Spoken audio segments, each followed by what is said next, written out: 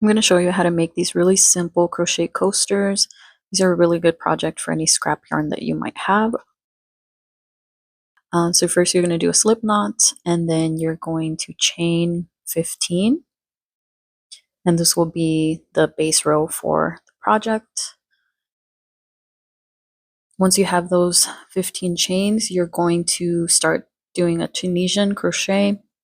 So pulling up a loop into each of those chains, and that very last loop will be the 15th chain, if that makes sense. So you want to go ahead and count through them just to make sure you have the 15 chains, and then we can get started. You're going to pull up a loop through just the first chain, and then you'll be pulling up a loop to the next two,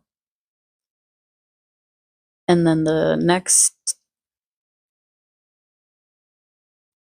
two, until you get to the end of this row, and that will start the very first row of your project. So in total, we'll be completing 12 of these, and I'll show you how to move up through each row.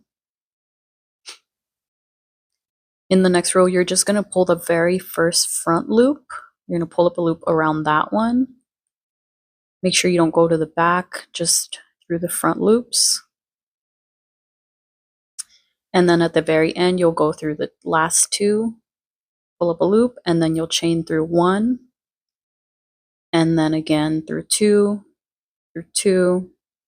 and then through two all the way down the row. And you can continue doing this pattern. You can see there's kind of a gap, and that's normal. And you'll do this for 12 rows.